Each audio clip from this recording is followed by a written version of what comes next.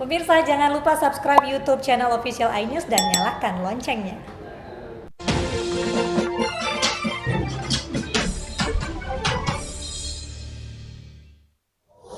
Pemirsa, jelang bulan suci Ramadan, kantor Pegadaian di Jember, Jawa Timur mulai diserbu warga. Mereka menggadaikan perhiasan emas untuk modal usaha selama Ramadan dan menyambut Lebaran.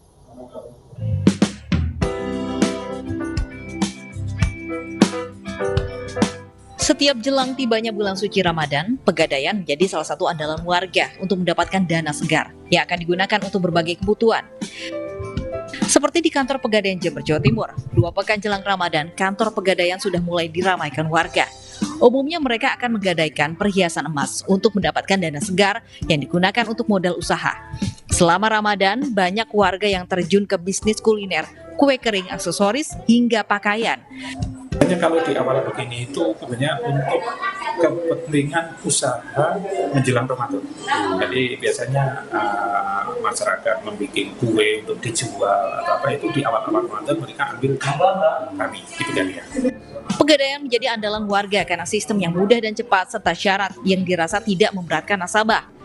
Hal ini senada dengan misi Pegadaian yang intens memberi stimulus kepada pelaku UMKM, baik mikro maupun makro.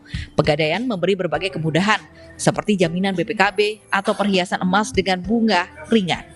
Alhamdulillah terbantu, terus gampang, prosedurnya nggak rumit gitu, terus biaya administrasinya murah, cuma 3.000 setiap 1 juta. Saya kan punya komunitas UMKM, kebetulan saya yang bagian marketingnya, jadi saya nanti pulaan punya produknya teman-teman, terus saya yang bagian marketingnya, jadi ya saya pulakan produknya teman-teman ini.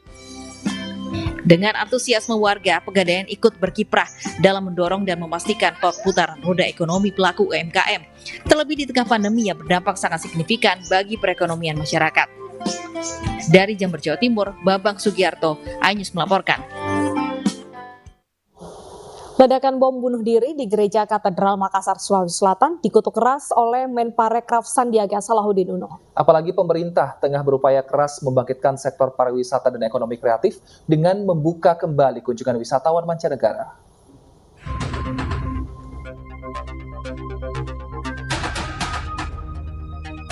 Ledakan bom bunuh diri di depan Gereja Katedral Makassar, Sulawesi Selatan dapat mempengaruhi upaya pemerintah dalam memulihkan perekonomian nasional. Salah satunya dari sektor pariwisata dan ekonomi kreatif yang berencana akan membuka kunjungan wisatawan mancanegara.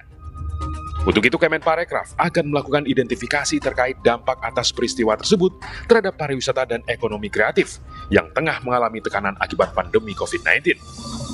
Pelaku Parekraf juga diajak bersama-sama memerangi terorisme dan radikalisme yang bertentangan dengan nilai-nilai agama.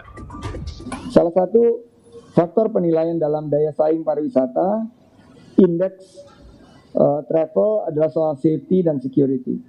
Nah, tentunya kita harus minimalisir agar kejadian ini tidak berdampak turunnya indeks safety dan security bagi Indonesia.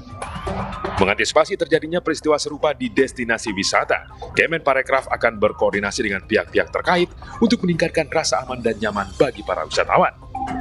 Tim Liputan iNews melaporkan. Kita dulu founder kita ada banyak, kita ada 18. 18 founders sih. Semuanya suka game dan di awal sih kita patungan bareng sih. Jadi kita waktu itu patungan 130 juta.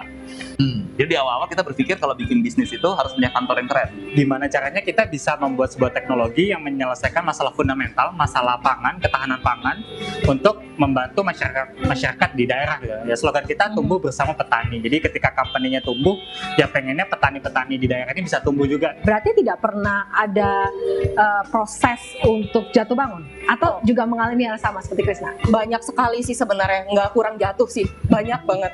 Jadi kita memang selalu proses pembelajarannya, terutama sepatu ini sebenarnya kalau dibilang manufacturing iya, tapi dibilang seni juga iya.